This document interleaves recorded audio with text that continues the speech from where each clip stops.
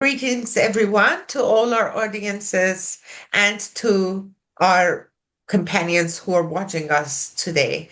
Today is the 1st of June 2026, and this is the third time we are meeting to discuss the very concerning state of tertiary education in Iran, which has become increasingly unresolved and is worsening daily. My name is Nagar Pato, and I am with my colleague Dr. NC Erfani from the International Community of Iranian Academics. We are a non-profit volunteer organizations who raise the concerns about human rights violations in Iran and are the voices of universities across the country. Now, since January 2026, the crackdown in Iran has included mass arrests, executions, and killings that have hit students and young protesters, especially very hard. Harana and other human rights organizations report that at least 10,000 or almost 11,000 people have been arrested during the January unrest alone, with human rights monitors saying that hundreds of those who have been detained were minors or students. And Amnesty International reports that since the war-related detained escalation began on 28th of February, Iranian authorities have arbitrarily executed at least 36 people, and that dozens more remain under sentence of death. At the same time, the reporting from right groups and media accounts shows that student victims were among those killed in protests, and that the broader death toll from the crackdown has been reported in hundreds and even higher, depending on the source. This underscores both the scale of violence in Iran and the difficulty of verifying it under conditions of internet disruption and state secrecy. Now, in this episode, we look at the issue from a slightly different angle. We're going to focus on who owns the narrative, who documents it, and whose version of events is heard abroad. We will explain how the Islamic Republic has a major advantage over human rights advocates here because it controls official institutions, legal channels, university systems, and the state media. When something happens, whether it's an arrest, an execution, an attack on a university, or pressure on a scholar, the state can quickly produce its own version of events and presents it as lawful and credible. So human rights groups don't have that access. They have to rely on testimonies, fragments, leaked information, and external documentation. And that different matters. So we're going to talk about that in this. In authoritarian systems, control over the record is itself a form of power. The state not only acts upon it, but it narrates how repression is understood. So we're going to talk about a couple of categories in this episode, and we start with documentation and state power. The first issue we are talking about is documentation. In Iran, the state has direct access to official records, courts, ministries, records, universities, documentation, and of course, media channels who are all state sponsored media. That means that it can register its own version of events and presents that version as legitimate. Human rights group, by contrast, might reconstruct what happens from testimony or leaked documents and outside corroboration. That creates a serious imbalance in who gets to define the public record. So, Ensia, with that introduction, let's just start talking about this issue of documentation. So, I guess the question is not really what happened, but who is allowed to record it in the first place. So, why is it so difficult for human rights groups and advocates and independent researchers to challenge the Islamic Republic's version of events? Thank you so much, Nagar, for having me. It's a really important issue for us, especially at the international community of Iranian academics, because for the first time that we realized that in 2022, when we were established to really be the voice of the academic freedom in Iran and recording what's happening inside of the universities, we really realized that getting a really reliable information from Iran is really, really difficult.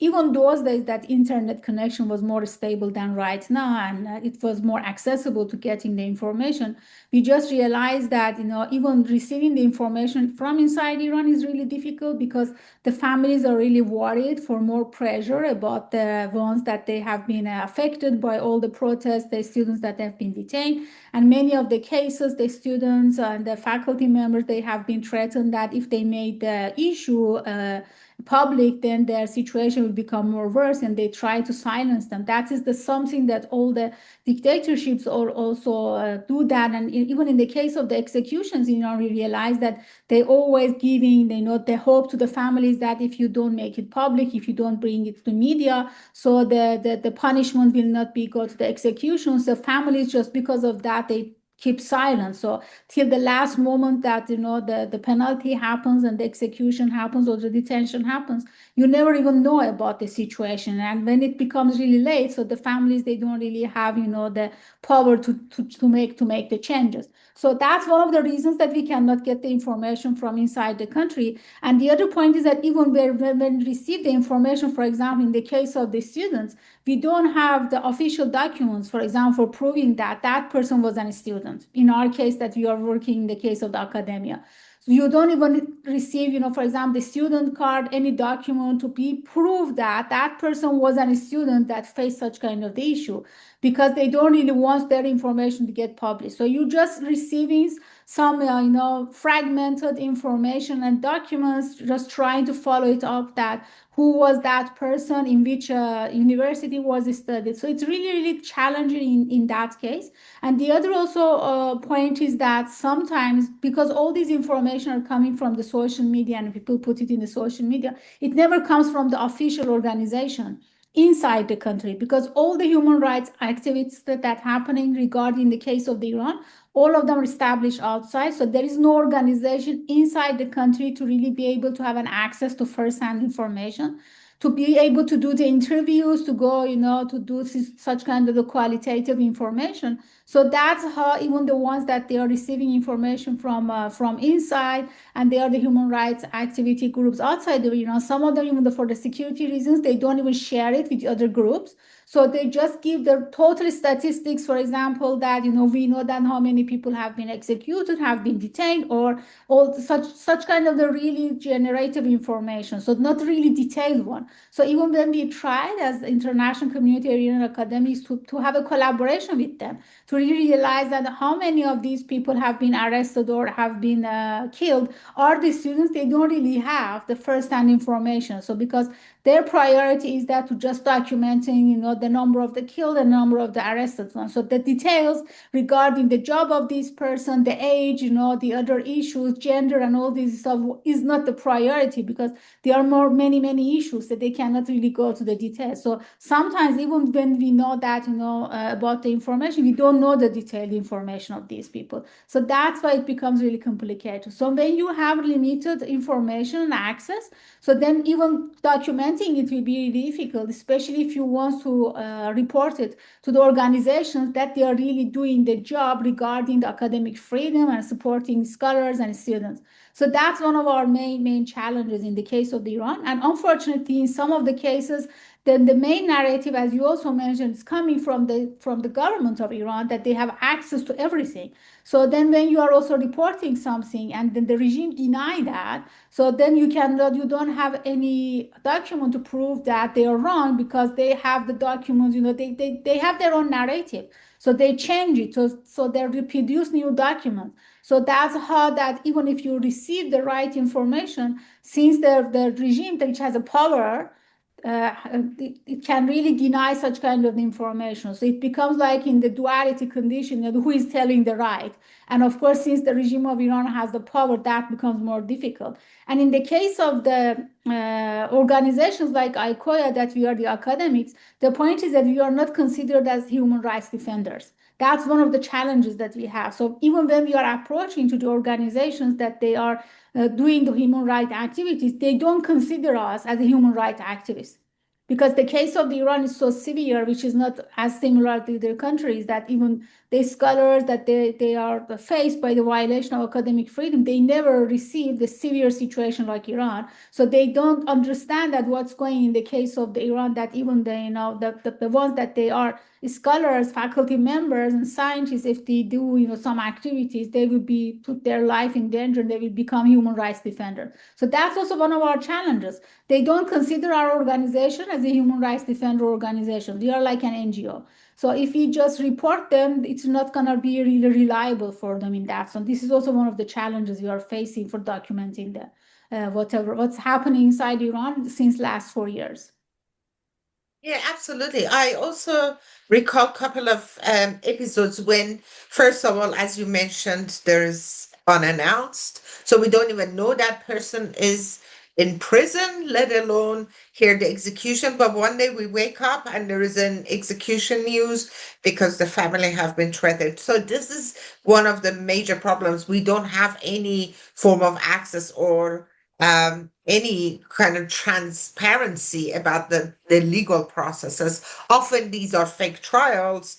Often they never get a chance to have a lawyer. And we get also left out of these processes. I also remember that there were many times that when we were documenting cases, you and I together, I remember that we had a name. We knew, for example, that person was arrested or detained, but that the name would disappear. So we didn't know if they were releasing them on bails or whether they keep them in prison. And then 2 months later, 3 months later, the name pops up again, still in prison often. Um, and I think those are major issues that we have. Now, in our constitution, in our Koya, it's very clearly stated that we are a human rights organization in the sense that we want to talk about freedom of speech, but we also want to document the atrocities that have been happening to students. So this is another factor that has kind of prevented us from doing a lot of advocacy work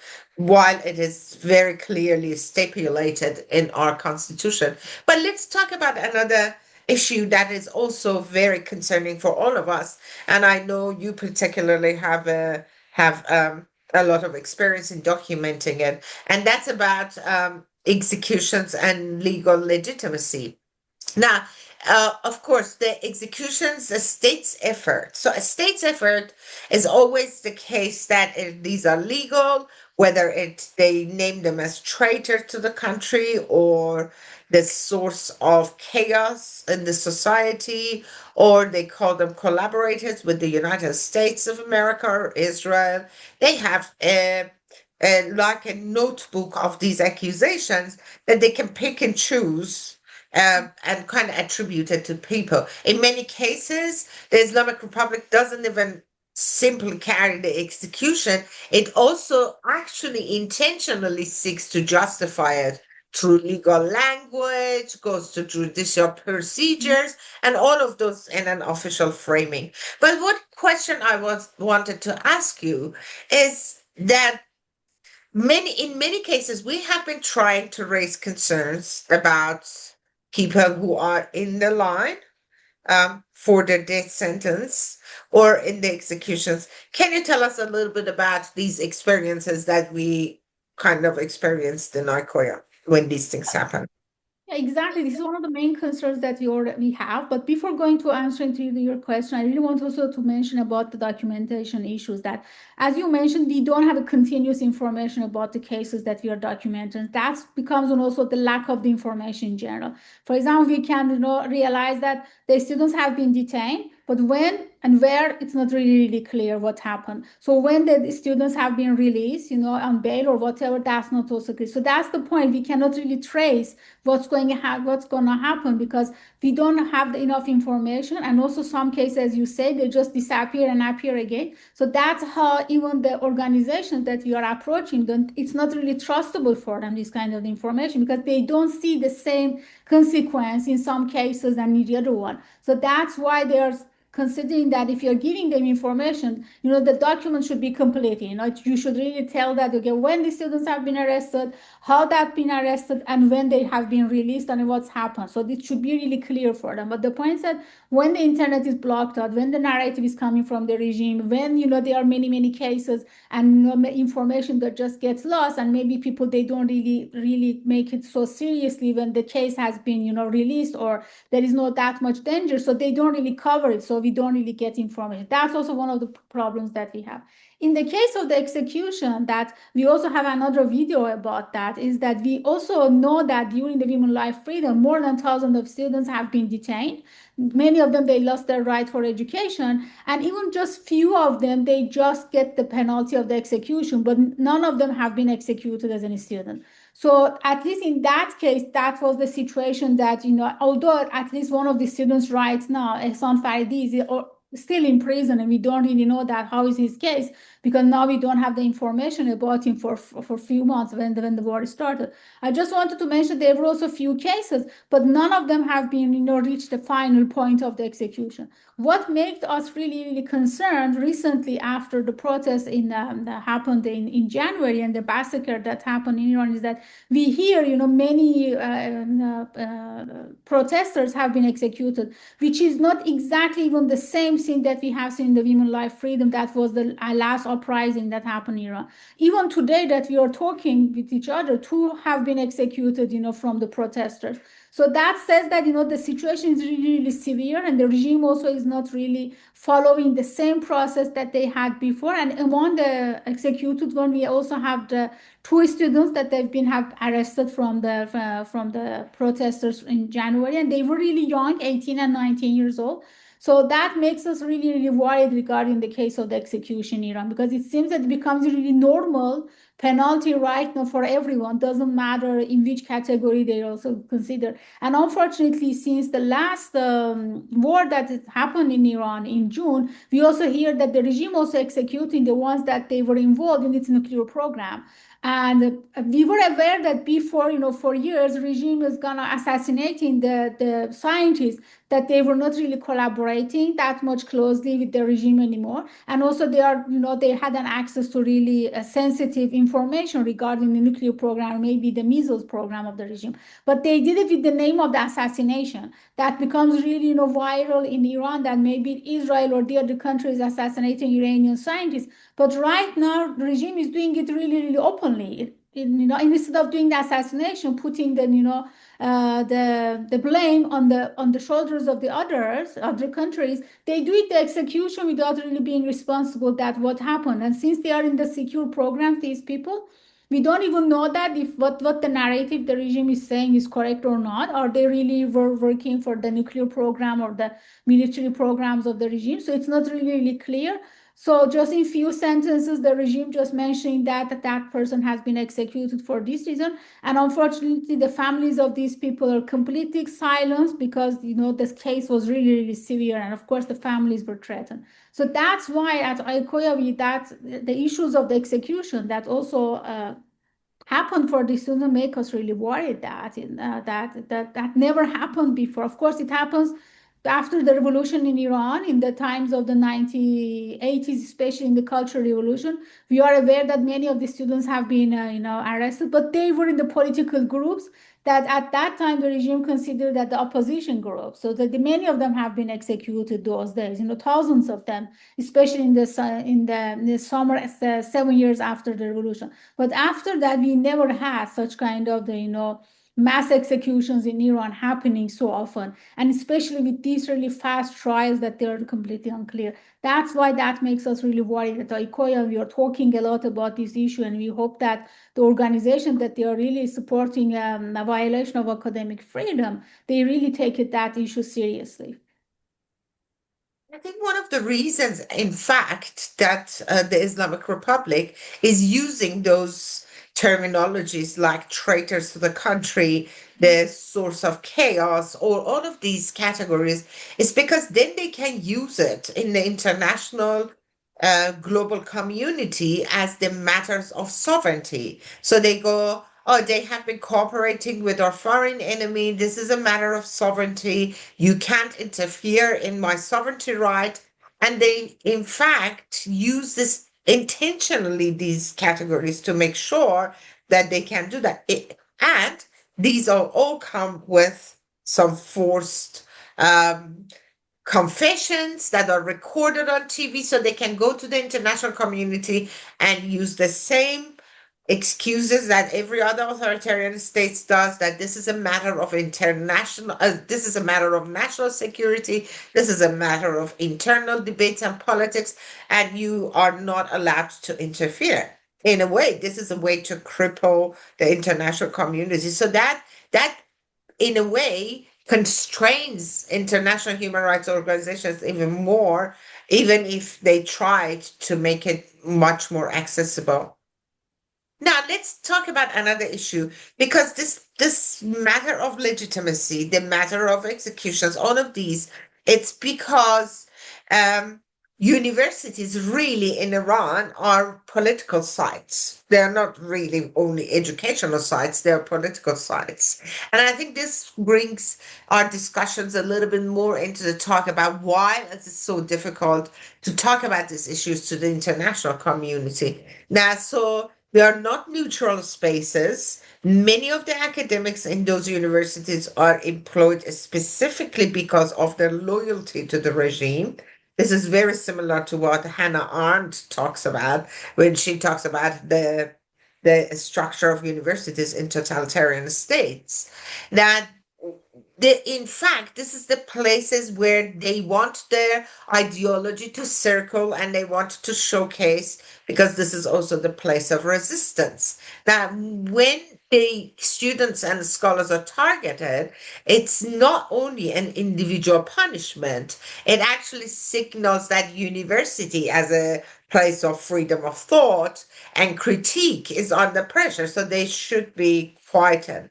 Now, what do you think is going to happen today as we speak and say we hear even today that a new wave of arrests have started across Iran. Universities have started to have this very rudimentary and problematic Dorian uh, punishment for students.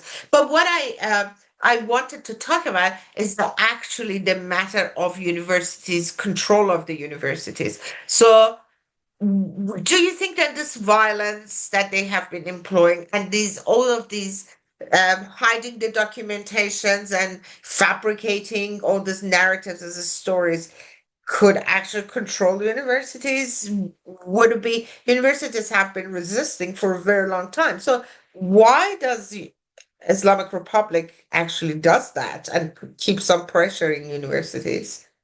Yeah, the point is that, in the case of the Iran, if we come back to the Cultural Revolution in Iran, that just only happened in Iran and in China. It's really completely clear that the regime of Iran is always worried about the freedom of thinking. And the universities are the places that the thinking happens. And also all these discussions could happen. That's why after the revolution, when many students they supported the collapse of the former regime, the regime was really the new regime was completely worried that these students that they questions the former one will also question the new one also later on. So that's why they closed the universities for 3 years.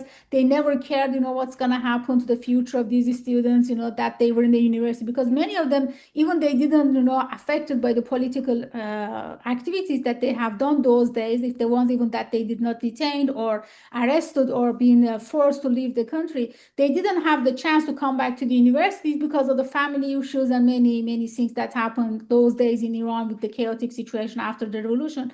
And during that time, even the war started in Iran, many of them they forced to go to the war and then even have been killed there, so their life will become really dangerous, and the regime never really cared about that. And so they closed the university for 3 years, and in the trying to really make the ideology of their regime with the name of the Islam to be implemented there. So in all ways, the regime was really worried about the situation of the universities, and that also continues.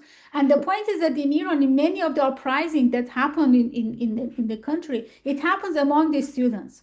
So the university is always in the front line in the case of the doing the activities. And the regime also learned during the Women Life Freedom that even when the protest and silence in the streets because of the pressure and all this stuff, inside the university it's not controllable. So that's why when the protests started this time in Iran in December, just a few days the university the regime closed the universities really immediately, and even they closed the dormitories to force the students to come back their home their own cities and never stay in there in the university campuses. So they really learned from the previous experiences. But the point is that in Iran, when the protests started and massacre happened, the universities were completely closed. And it was just 5 days that the universities opened in Iran that the war started. So it's almost more than 5 months that from December that we know that the universities are almost closed in Iran. So nothing really happening in person inside of the universities.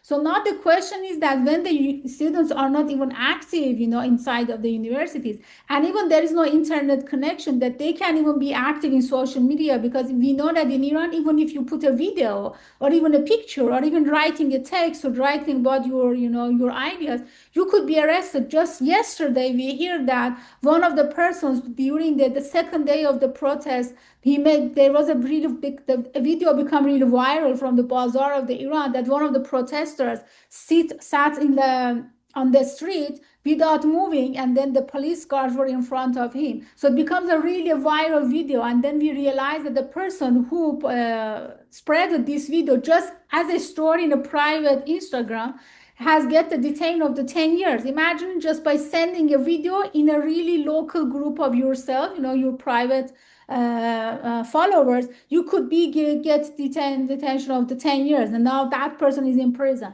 And imagine how it could be in the case of the students. So the point is that in Iran, almost for last 5 months, there were no students' activities in general because the universities were closed. Even at that 5 days that universities have opened, I also had an interview with several other medias that the university have opened, the protest starts again in the university, especially in the Sharif University. Even during the war, these students have been arrested.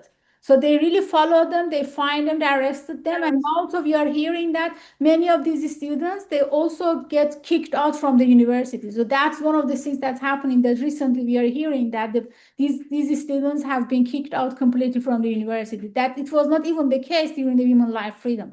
In the case of the Women Life Freedom, the students, they get suspended for several semesters, and then in the rules of the regime of Iran, you should have a specific time to finish your education. So by these suspensions included in the years of your studies, some of the students, they pass the limit, and that's why they said that since you pass this limit, now you are not really allowed to receive your degree. But this case, they don't really even follow this kind of narrative anymore. So they just do the punishment that you were completely kicked out from the university. So the regime is always worried because the students are really young. And if I also compare from my generation, the students are really get involved a lot in the case of the situation of the country because of the economical situations as well. Because in my time, maybe we were worried about the political situation of the country, especially the external political international political relations of the regime. But these days, students are also economically are affected by these kind of things. So their normal and ordinary life becoming really in danger. Not having the access to the internet, not being able to work because of these economical conditions. So even if you are not a really active students in the university, by doing the activities economically, you see that your life, you don't see any future for yourself. So then the regime is completely aware that if the universities open, what's going to happen. And one of the things that also happens during all these uprisings in Iran, we also hear that they also arrest the former students activists, that they are not anymore students, they are not in the universities, because in Iran, when you graduated and you don't have the student card, you don't have an access to enter to the universities. So when you graduated, it's not like the universities in West or many countries that even as a normal person, you can enter to the universities, you can get the benefits of the universities, even going to the libraries and so on. But in Iran, it's not possible. So you should have a specific card to enter to the universities. So these activists, although they were the former students activists, they never had a chance to come back again to the universities, to provoke the students or do something. But we always see that the regime, when the uprising happened, the regime always arresting these former activists. And we always hear about many, many names that they are spending many years of their life just in prison, just because they were students activists when they were students. So because the regime always worried, threatening the others that, okay, if you do activism, your life never be safe. Even if you leave the university, if you find a job, if you want to make a family or whatever, your life will be endangered because your name is in a blacklist. So that's how the regime are making that. And recently, in last few weeks, we also hear the arrest of the many students activists that's happening. And then, as you also mentioned, that even the execution, which is the highest penalty in the case of the Iranian regime, also happening for the students.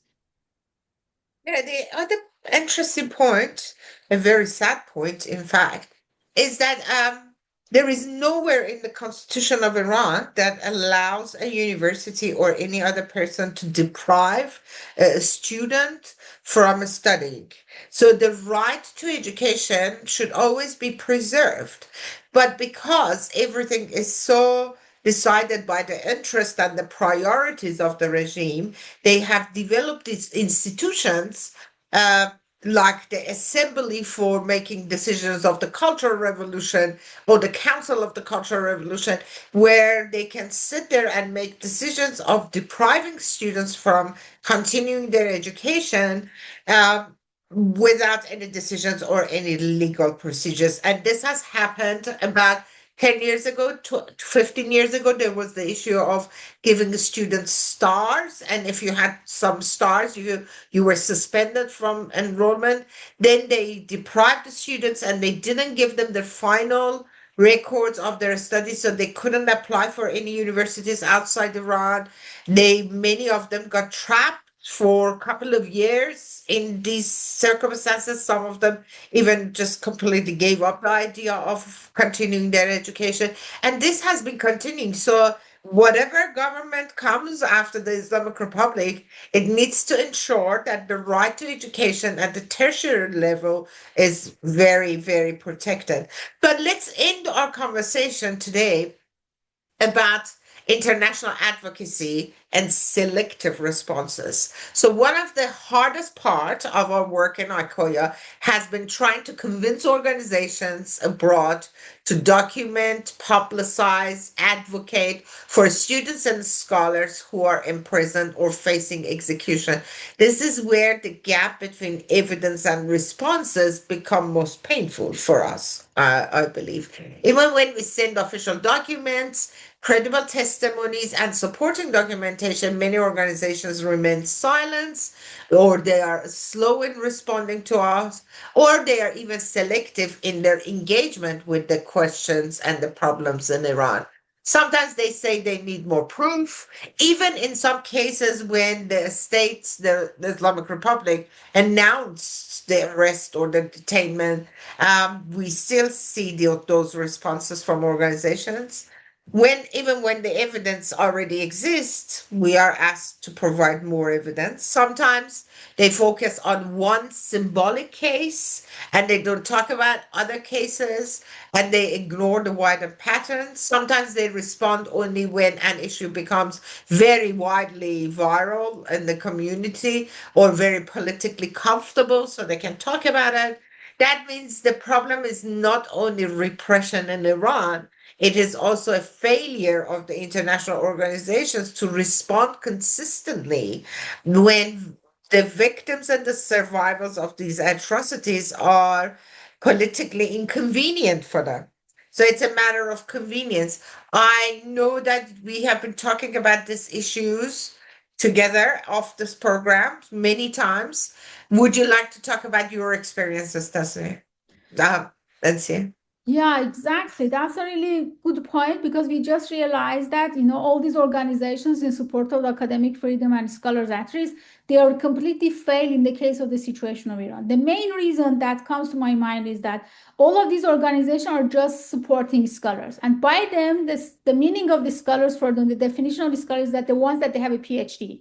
So in the case of the students that they don't have a PhD and they didn't finish their education, so they don't cover this category. So wherever we are just sent, because in the case of the Iran, if thousands of the students have been detained, or maybe just 10 faculty members have been detained. If 500 students they lost their right for education, maybe just 100 faculty members completely expelled and kicked out from the university. So the quantity of the suppression in the case of the faculty members that they have the PhD and with their definition are scholars is much less than the case of the students. So the students are paying the more price for the academic freedom and also for the freedom in the case of the Iran. But unfortunately, they just put this label that we don't cover students. That's all. And that's what one of the main limitations. It's not just only these scholars, athletes, or academic freedom right organizations that they have these issues also. I also approached to the journals that they are covering also the activities inside of the university, especially the famous one like Nature and Science. They had a connection there, trying to understand that why they are not talking about, for example, the situation of the 100 students. Even the regime confirmed officially that during the massacre in Iran, of course, they don't call it massacre, they just say the protest, 100 students have been killed. For the first time, the regime in the history mentioned that 100 students have been killed. And also, we see the execution of the students. They don't even cover them in their newsletters, just really normal newsletter, because they are students. So if they were scholars, if there was just one faculty member, let's say among them, they are gonna cover it. But since they are students, they are not covering it. And from the other side, for example, these journals, they are covering the attacks of the universities that happened during the war in Iran. And also they are reporting the narrative of the regime, the case of the attacks, because the regime said that 30 universities have been attacked, which was a big lie because we know that which universities directly have been attacked. The other ones that they have been destroyed, they were just about by the shackles of the missiles. So it was not a really direct attack. But as I said, the regime had the power, the regime had the narrative, the regime had the media. So they know what they should do. And they want that these journalists also, when they are interviewing the scholars in Iran, they are also the ones that they are also supporting the regime, they make interview with these journals, because the other ones, they know that if they don't have the support of the regime, if they do even the interview with Nature and Science, they are putting their life in danger, because at then they don't know that what's going to be written in that article in general. So even one word, one sentence can put their life in danger. So even the ones that they are interviewing are the ones that they are inside of the regime. So they are really supporting the narrative of the regime. So these kind of the issues of the destructions of the buildings that we also condemn at ICOIA, because we know that the universities, science centers should be a safe place. Nobody had the right to attack them. But these media cover it. They are just buildings, if we comparing with the life of the humans, they are just buildings that one can really construct them again with money. But in the case of the students that they have been executions, there is no way back. But they cover them, the buildings, and of course the narrative of the regime, because of course, they just cover what comes from the inside of the regime, because as a person sitting outside, I don't even know what's happening inside of the country. I don't have an access to the cameras, to the information, to the people, to nothing to really cover what's going on. So they really follow the narrative because it's coming from the inside of the country. But when it comes to the students, unfortunately, nobody really covers them. The main reason is that they say they are students. And the other organizations, for example, I also approached personally to UNESCO, because I hear that they are making a group to protecting the scientists as they have the groups for protecting journalists. So they are trying to start such kind of the idea, because we know that in the case of the journalists, there are the organizations that they're considered them as human rights defenders, and also they become really viral when they have been killed in the front lines in the wars. But in the case of the scholars and the students, there is no such kind of organization. But in the case of UNESCO, they just already started it, so they don't really know that where these initiatives will go, how they're gonna define at-risk scholars, how they're gonna define the protection of the scientists in general. So in general, there are two main issues. First, the organizations that they are documenting these kind of the things and supporting at-risk scholars, they are really, really limited, two, three, not more than that. And many of them are just really locally focused on the specific countries, not really working globally. So in the case of the Middle East, there is not such kind of the organizations really make the documentation or being the voice of the situation of the Middle East that we know, which is really, really severe. And the other issue is that all these organizations, with the name of the scholar, they define a scholar as a person who has the PhD, so means that you are not a student anymore. So you already graduated, that you should also be the faculty member or whatever. Even if you are working at the university as an administrative issue, they don't even cover your case, because in the case of the Iran, we knew that these few have been killed during the massacre, that they were working at the universities, but they were not the students, they were not the faculty members, but they were members of the universities. Nobody really caring about them, because there is no such organization. They are just the clerks of a regime of Iran. That's all. So there's no really organization really covering the case of these people, but they were the ones that they were members of the universities in general. So there are many issues. There are really few organizations doing that, and the second is that the definition of the scholar, even in the case of the supporting them, because these organizations, they have scholarships and fellowships to support scholars at risk, but unfortunately many of them, they are not covering students. So there are really few, organizations that they have specific scholarships for the students. So these organizations, they don't even cover them. So it's really severe condition that comes from their definition, and that's the main case. And in the case of the Iran, unfortunately, we just realized that they don't really understand the problem very well. They don't really see that, because they are not really like the human rights organizations, that they are really get knowledge of the how to deal with these kind of the things. Whatever is important for them to really see that, okay, in which universities protests happen, in which universities, the EDI, for example, issues have been affected by the violation of academic freedom. But the severe case of the attacks in the universities, severe case of detentions of the students is not part of them. I even remember that during the Women Life Freedom, and later on when we wanted to approach to the organizations that they are documenting the attacks to the universities, they said that we document the cases that when there is the army attacks inside of the universities. So in the case of the Iran, that they are just plain clothes, they are not even wearing the official army going inside of the universities. And we hear that many attacks happens inside of the universities.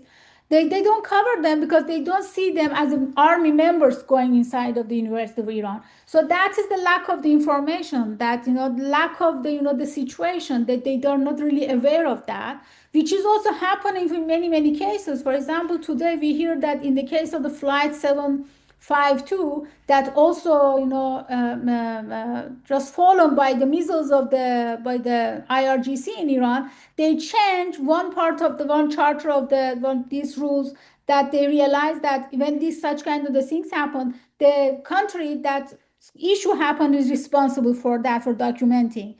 And in the case of the Iran, was the regime who fell down that plane. So how they could be responsible for the one that they made the crime, to be responsible also to follow it, to bring it to the court. So that was the gap in the case of that case. So they really tried to make to resolve it, to realize that in such kind of special cases, there should be another organization, research country, to really investigate what's happened. So that's how I just give it an as example, that that's also the case of the Iran as well. They are saying that, okay, the documentation is coming from the Iran. Still, the power is in the hand of the Islamic regime inside of the country. So these are the ones that they have the narrative. For example, in the case of the UNESCO, when I was talking with them, the point is that the regime of the Iran, the state, is part of the UNESCO member.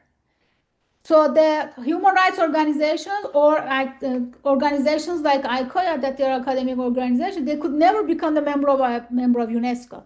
They never have the voice, because they are only the states could have a representation inside of the UNESCO. So I'm just wondering that even in future, if an organization like the protections of the scientists be constructed really well inside of the UNESCO, who is going to be on reporting the case of the Iran? The regime of Iran? So they are always talking that there is academic freedom, there is a freedom of expression in Iran, and who else? Are the human rights organizations or organizations like ICOIA, are we going to have a chance to go and talk about the situation or not? Definitely not, because unfortunately right now, the regime of Iran is in power, and they are representing the country what's happening. So that's what we also facing in the case of the documenting the situation of the violation of academic freedom in the case of Iran. And that's why these organizations should really change their charters, to really realize that in the case of the exceptional cases like the totalitarian regimes, which Iran is one of the really severe examples, they should really find a new ways to support academic freedom and also at-risk scholars. Otherwise, we will just be able, we will not be able to do that. And hopefully, we are really happy that at least as an organization, we established that we can be our own voice. I'm just thinking that if we didn't have such kind of organization, who could be the voice of the Iranian academics? Because they are not covering it. So they maybe they put it in some of their documentation, but it never becomes public. So they never put it in their annual reports. They don't make it public. They don't make the awareness. They don't make the advocacy in the case of the Iranian students. So at least we are documenting it, even if we don't have a voice to present it in a more national, international organization, international events to talk about that. But at least somebody is doing that, because if we were just relying on these such kind of organization, they are not even gonna document them, because they are just focusing on scholars, not students. So which is the case in Iran, that many only in many cases students are really affected by what's happening inside the country. I want to compliment what you said, which was fantastic. Thank you. I think that by doing this program, we are actually raising awareness, or we're hoping to raise awareness about these issues that we have been facing for the last 4 years. There are couple of points that I would like to complement what you just said. The first is the issues of pre-assumptions in these institutions, and I have seen it in the international media as well as in the international organizations as well. So there is this pre-assumption. Most of these human rights organizations are located in the Western countries, so they have these Western pre-assumptions that institutions are independent or institutions are not reliable. Especially, there is a very ingrained understanding of universities to be independent. So when somebody is a university professor or an academic, their reliable credibility comes from their independence and the value of their critical thinking. Well, in totalitarian regimes like Iran, you are not employed because of your meritocracy. It's not a meritocracy, it's actually a patriarchal, nepotistic system that chooses people for the loyalty. So when, for example, such a journal or such a media outlet internationally want to interview somebody, they interview somebody from Iran, and who is sitting in front of the camera, somebody that has passed all the screening tests by the Islamic regime, who is reporting the narrative of the Islamic regime, but this has been understood as an independent academic narrative of the event. These are all intentional from the state. So that pre-assumptions in the West, to me, has created a lot of constraints because we don't actually see institutions as these patronage institutions that are completely relying on the approval of the religious clergy who are ruling the country. So that's one issue that I have noticed. And the other thing that is matter is that every time we talk about legitimacy, the issue of universities become very, very important for the Islamic Republic. There is always, oh, our academics is such and such, but these academics are always happening and working in the supporting actors. Um, Now, often what the Islamic Republic is doing is deliberate, and they do it through the very, very vast and often corrupt network of lobbying outside Iran. So that's another tool for the state, for the regime to be able to own the narrative in the international community, is that they have a very vast network, and it seems that that network pursues a specific narrative that is relying on the narrative that the Islamic Republic is bringing. Now, and see, would you like to add anything else to our discussion today? I think we have covered a lot of areas, but how do you think we can approach this question? What would be the solution for these problems or the first step? Yeah, actually, I just wanted to add 2 points. First is that one of the main pillars of the academic freedom is autonomy of the universities, which is completely violated in the case of the Iran. As you mentioned also that, in Iran, after the revolution, we just really realized that the university, they don't have such power to really control what's going on. So they are not completely independent organization in many, many aspects. And unfortunately, that is not really understandable with these organizations that they are supporting the academic freedom. That's the first point.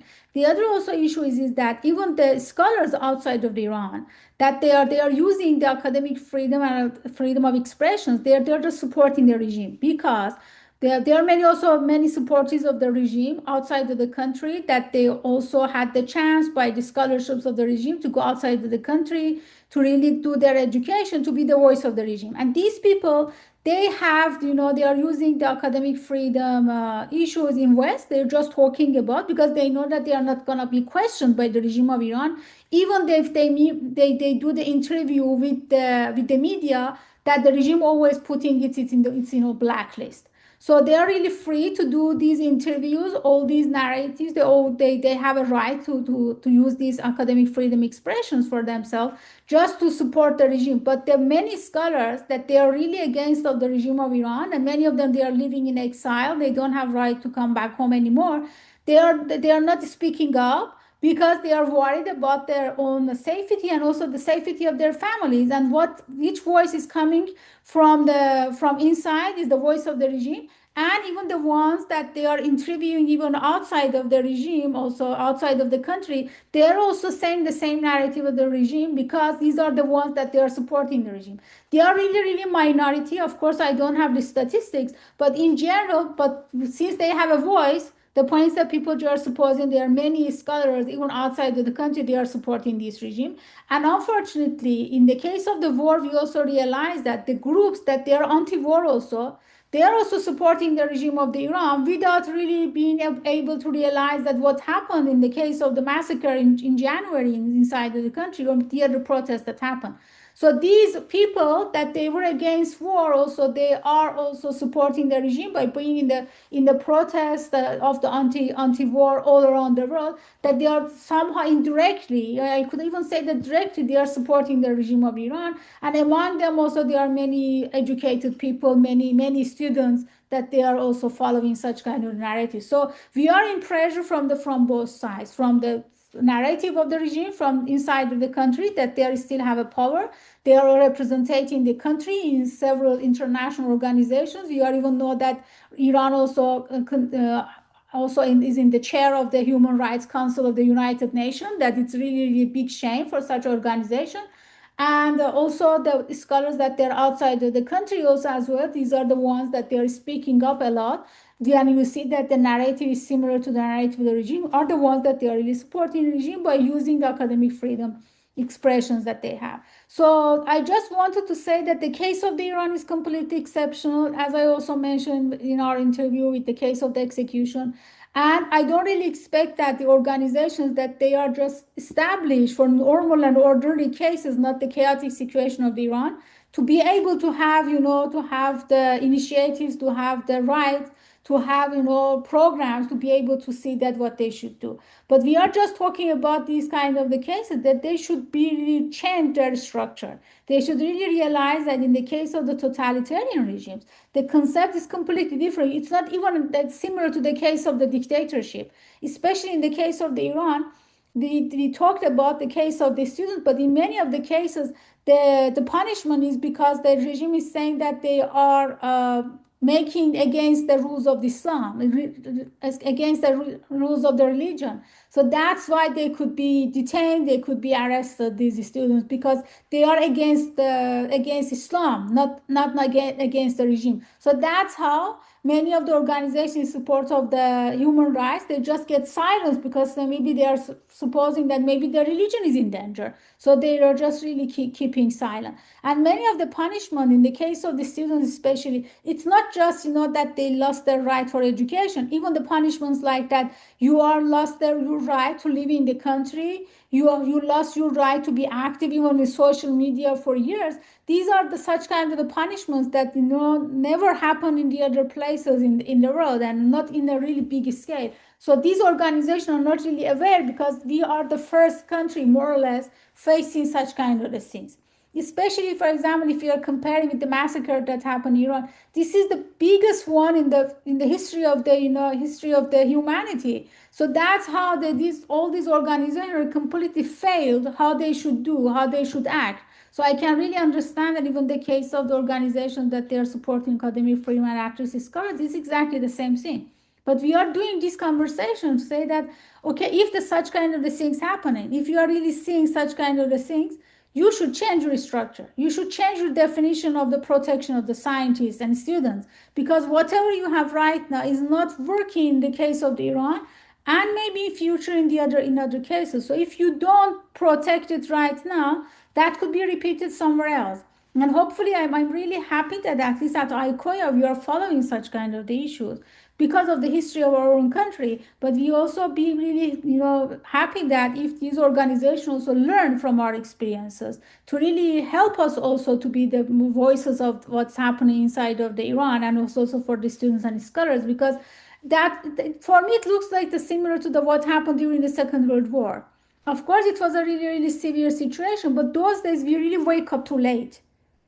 We after that many terrible things happen. I just wanted to mention, in the case of the Iran, we should not really wait for that really ultimate point that we just realize, okay, we cannot do anything right, and we should really question, we should condemn it, we should support them, we should give the voice that they are really supporting scholars and students in general. Otherwise, we will really fail in our goals for protecting academic freedom. That's my main message.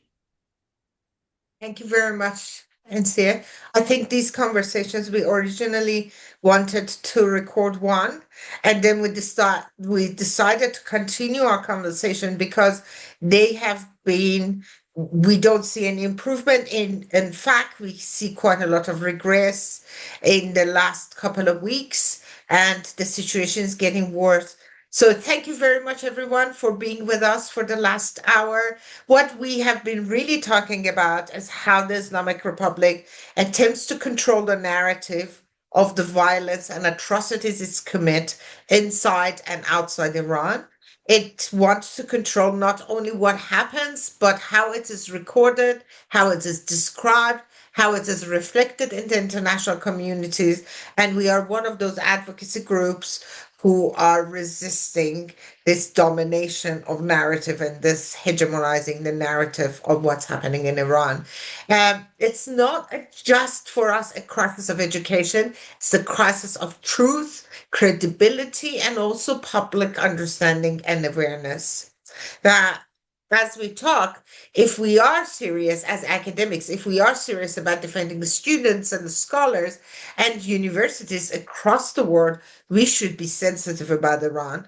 And then we have to be serious not only about documenting these abuses, but also about challenging the systems that decide which abuses are taken seriously in the first place, and the narrative that they are trying to impose on the public. Thank you very much for being with us. Until next week, have a great time. Goodbye.